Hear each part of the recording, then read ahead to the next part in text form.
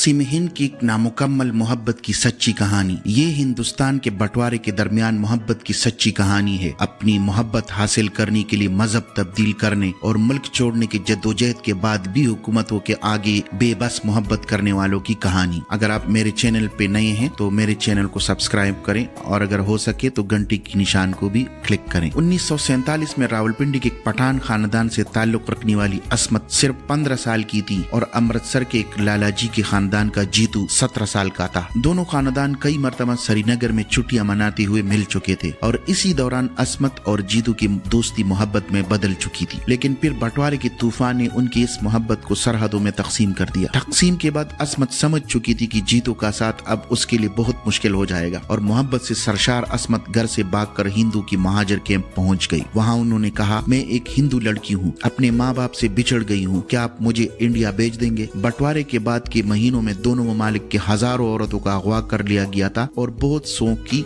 मर्जी के खिलाफ उनका मजहब तब्दील किया गया। शादियां हुई, इसलिए इंडिया और पाकिस्तान की हुकूमतों ने अगवा किए जाने वाली औरतों को तलाश करके वापस उनके खानदान तक भेजने के लिए ऑपरेशन रिकवरी शुरू किया। समाजी कारकुन कमला पटेल इंडिया और पाकिस्तान के मुहाजिर कैंपों में ऐसी औरतों का तबादला करवाने की इंचार्ज बनाई गई। अपनी किताब turn from the roots a partition memoir में कमला पटेल ने इस ऑपरेशन को सेब और संतरी की तरह औरतों का तबादला कहा। किताब छापने वाली रीतू मेनन ने मुझे बताया, कई बार कमला पटेल ने अगवा की गई औरतों को पनागजीन कैंप वापस लाने के बाद फरार होने में मदद की ताकि वो फिर अगवा करने वाले खानदान के पास चली जाएं। अस्मत इन्हीं के पास आई। तकसीम के फौरन बाद का वो वक्त ऐसा था कि पंजाब की हिंदुओं और मुसलमानों का लिबास और बोली एक जैसी थी। उन्होंने इस बात पर यकीन करते हुए इसी हिंदू मान लिया और बाकी पनागजीन कैंपों के साथ उन्हें रावलपिंडी से अमृतसर पहुंचा दिया गया। अमृतसर में अस्मत ने जीतू के घर का पता लगाकर पैगाम भिजवाया और जीतू फौरन कैंप पहुंच गई। नाबालिग होने के बावजूद जीतू के माँ बाप की रजामंदी से अमृतसर के गोल्डन टेम्पल में उनकी शादी हो गई। लेकिन सरहदों की परवाह न करने वाली मोहब्बत की इस कहानी में जल्द ही एक मुश्किल मोड़ आ गया। अस्मत के खानदान ने कहा कि इनकी बेटी को अगवा किया गया है और हुकूमत पाकिस्तान उसे ढूंढ कर लाए। अगवा होने वाली औरतों को वापस उनके खानदान तक लाने का दोनों ममालिक का मुआहिदा अस्मत और जीतू की मोहब्बत के आड़े आ गया। अस्मत का झूठ पकड़ा गया, उसे अब पाकिस्तान वापस जाना ही था। घबराया हुआ जीतू कमला पटेल के पास आया और कहने लगा, ये अगवा का मामला नहीं है, अस्मत मुझसे मोहब्बत करती है और अपनी मर्जी से मेरे पास आई है, आपको मेरी मदद करनी ही होगी। मगर एक नाबालिग लड़की के माँ बाप कैसे मान लेते हैं कि उसे अगवा नहीं किया गया? इस एक मामले में रियायत मुकम्मल ऑपरेशन बिगाड़ सकती थी। कमला पटेल अस्मत या इस जैसी दूसरी औरतों को जबरदस्ती वापस भेजने के खिलाफ थी। इस मसले पर बहस आइंसास असेंबली तक पहुंची। बहुत सी औरतों ने इसकी मुखालिफत की लेकिन मुआहिदा जारी रहा। पुलिस से बचने के लिए अस्मत और जीतू अमृतसर से भागकर कलकत्ता चले गए। कमला पटेल की टीम पर दबाव बढ़ता रहा। वो वक्त ऐसा ही था, औरतों की मर्जी समझना जरूरी था। रिश्ते अजीब हालात में बन रहे थे और कई बार उनका कायम रहना उनको तोड़ने से बेहतर था। अस्मत और जीतू का मामला भी कुछ ऐसा ही था, लेकिन सरकारी कायदे ये बारीकियां समझना नहीं चाहते थे। आखिरकार अस्मत और जीतू को वापस लाने के लिए अफवाह फैलाई गई कि पाकिस्तान हुकूमत ने ये केस बंद कर दिया है। अफवाह को हकीकत जानकर अस्मत और जीतू वापस अमृतसर आ गए। फिर कमला पटेल ने अस्मत को मनाया कि वो एक हफ्ते के लिए लाहौर चली जाएं, वहाँ की पुलिस कमिश्नर के पास रहकर अपने माँ बाप से मिलने और फिर अपना आखिरी फैसला सुनाएं। कमला पटेल के लिए अपनी मर्जी के खिलाफ ये सब करना आसान नहीं था। इनकी कजन नैना पटेल ने मुझे बताया, उन पर बहुत दबाव था, लोगों की जिंदगी के फैसले करने का दबाव। 5 साल तक इस ऑपरेशन में महाजर कैंपों में रहते रहते उनका खाना पीना तक छूट गया था। ऑपरेशन रिकवरी के 33,000 औरतों को ढूंढकर वापस उनके खानदान तक पहुंचाया गया। उनमें अस्मत और जीतू जैसे सैकड़ों केस थे जिनका कोई सरकारी रिकॉर्ड नहीं है। कमला पटेल जैसी समाजी कारकुनों की किताबी ही वाक़िद दस्तावेज हैं। उनकी किताब के मुताबिक जीतू अस्मत को लाहौर छोड़कर वापस अमृतसर आ गया और उसकी आमद के दिन गिनने लगा। लेकिन चौथे ही दिन कमला पटेल ये जानकर हैरान रह गई कि अस्मत के माँ बाप उसे अपने घर ले गए हैं। वो जल्द से जल्द उससे मिलने वहाँ पहुंची, लेकिन वहाँ कहानी बिल्कुल बदल गई थी। अस्मत का लिबास और रवैया भी बदला हुआ था। अस्मत बोली, उन्हीं औरतों ने मुझे पाकिस्तान नहीं आने दिया, मेरे बार बार कहने पर भी नहीं। जीतू का नाम सुनती ही वो चरागपा हो गई। मैं उस काफिर का मुंह नहीं देखना चाहती, मेरा बस चले तो मैं उसके टुकड़े टुकड़े करके कुत्तों को खिला दूं। जीतू तक खबर पहुंची तो वो भागा भागा लाहौर गया, लेकिन तब तक अस्मत का खानदान वहाँ से लापता हो चुका था। उनका कहना था कि अस्मत पर माँ बाप का चाहे जितना दबाव हो, मैं होता तो ऐसा बिल्कुल नहीं कहती। लाहौर में जान के खतरे के बावजूद जीतू अस्मत को तलाश करने की कोशिश ही करता रहा। कमला पटेल ने उसे समझाने की बहुत कोशिश की। तकसीम के तशद्दुद तमे नहीं थे, लेकिन जीतू ने कहा, मैं बर्बाद तो हो ही गया हूँ, अब मर भी जाऊँ तो क्या। जीतू को टीबी हो गई। 5 साल के बाद कमला पटेल ने जब उसे आखिरी बार देखा तो बहुत कमजोर हो गया था, चेहरा जर्द पड़ चुका था, मगर वो अकेला ही था।